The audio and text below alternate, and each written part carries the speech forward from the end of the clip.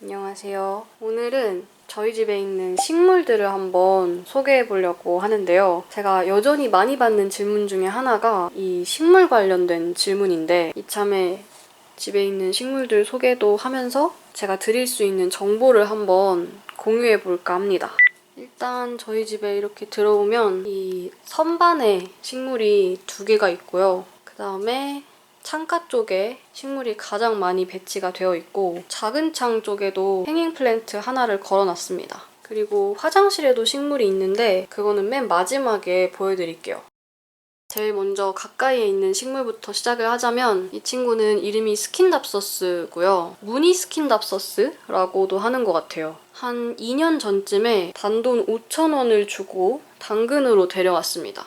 이게 처음 데려왔을 때는 줄기가 한 요 정도? 지금보다 좀 작았는데 그 사이에 엄청 많이 길었고요. 그리고 처음에는 화분이 이게 아니라 좀 밤티 화분에 심어져 있었거든요. 그래서 화분은 제가 따로 구매를 해서 분갈이를 해준 겁니다. 이 스킨답서스 종류가 키우기 진짜 쉬워요. 초보자분들께 제일 많이 추천드리는 식물이 스킨답서스인데 지금 이거 위치만 봐도 다른 애들은 다 지금 창가 주변에 모여 있잖아요.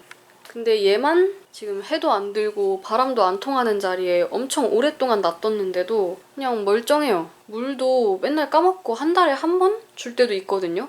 그리고 바로 아래에 있는 이 친구는 원숭이 꼬리 선인장입니다. 얘는 식물샵에서 데려왔고요. 비교적 최근에 데려온 친구라서 100% 파악이 안 됐어요, 아직. 근데 지금 보시면 여기까지는 좀 통통한데 이 끝에 완전 조그맣게 새로 자란 거 보이시나요? 이게 제가 데려온 이후로 딱 이 정도 자란 거예요. 느낌상 별로 키우기 어려운 종류는 아닌 것 같고요. 얘는 오히려 좀 물을 자주 안 주고 건조하게 키워야 수영이 더 예쁘게 자란다고 그랬나? 하여튼 물을 자주 안 주는 게 오히려 좋다.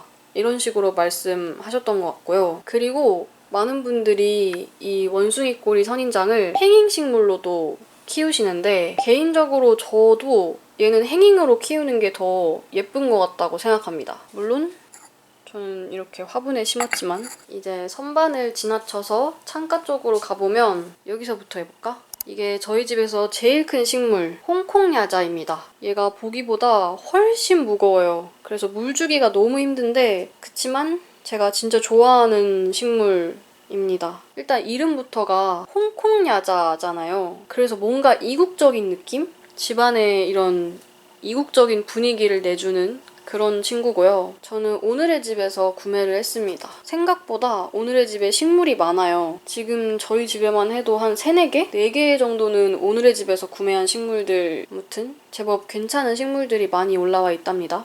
바로 옆에 있는 이 친구도 오늘의 집에서 이름은 호야 스파이더. 이게 가끔 가다 운 좋으면 1년에 한두 번씩 꽃을 피우기도 하는 그런 친구고요. 꽃이 근데 진짜 귀여워요. 아무튼 꽃도 피고 그리고 이런 행잉식물들은 물을 줄 때 저면 관수로 주거든요. 일반 화분들처럼 이렇게 위에서 물을 뿌리는 게 아니라 세면대 같은 데에다가 물을 좀 받아놓고 그 안에 한 20분 정도 담가놔요. 그러면 여기 아래에 구멍을 통해서 물이 거꾸로 올라갑니다. 그 다음에 이 친구는 몬스테라. 몬스테라도 키우기 쉬운 식물로 유명할 거예요. 제가 느끼기에도 난이도 쉬운 편이고 근데 수영을 예쁘게 잡기가 너무 어려운 것 같아요. 제가 이거를 당근으로 데려와서 그런가? 수영도 수영이고 이 아래쪽 줄기가 너무 부실해서 얘가 지금은 어떻게든 버티고 있는데 좀 간당간당해요. 부러질 것 같은 느낌. 제가 저희 집에서 그나마 좀 덜 애정하는 식물을 하나만 꼽으라고 하면 아마 이 친구 친구가 아닐까. 저는 당근으로 식물 데려오는 거 별로 추천하지 않습니다. 나눔이면 모를까? 굳이인 것 같아요. 옆에 있는 이 친구는 파키라고요. 얘도 오늘의 집에서 구매했어요. 처음 집에 딱 왔을 땐 제가 원했던 느낌의 잎이 아니었어서 굉장히 실망한 기억이 있거든요. 근데 그 잎들이 이제 하엽지고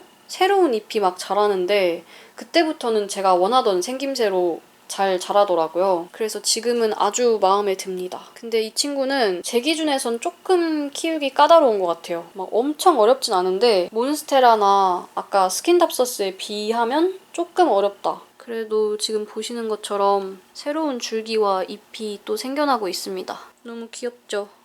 그 다음 이 쪼꼬미는 이름이 무늬페페고요. 이거는 식물샵에서 선물로 보내주셨어요. 제가 예전에 페페 종류를 한번 키웠다가 죽은 적이 있어요. 그래서 저는 페페를 좀 키우기 어려운 식물로 생각하고 있거든요. 솔직히 얘도 초반에는 조금 불안불안했어요. 좀 안 좋았다가 어떻게 다시 살아난 케이스. 그냥 화장실 창가에 좀 방치해 두니까 다시 살아나더라고요. 어쨌든 페페는 생긴 건 너무 귀엽지만 나에겐 조금 어려운 아이다. 이 스툴 위에 있는 이 친구는 아스파라거스 마제파라는 이름을 가진 식물이고요. 이것도 제가 좋아하는 식물샵에서 그냥 보내주셨어요. 사장님이 키우기 쉽다고 하셨는데 제가 생각하기에도 까다롭진 않은 것 같고요. 엄청 잘 자라요. 성장이 빠른 편. 근데 얘도 수영을 잡기가 좀 어렵더라고요. 뭔가 모양을 깔끔하게 잡기가 어렵고 얘네가 줄기가 막 굵고 튼튼하게 생긴 애들이 아니다 보니까 자라다 보면 이런 식으로 처지거든요. 근데 이걸 어떻게 해야 할지 잘 모르겠는 느낌? 물론 이렇게 자유분방한 것도 나름 멋이라면 멋일 수 있는데 저는 공간이 좁다 보니까 좀 어렵네요. 근데 이 화분 너무 예쁘지 않아요? 그 식물샵에서 이 화분도 같이 판매하는 걸로 알고 있는데 너무 마음에 들어요.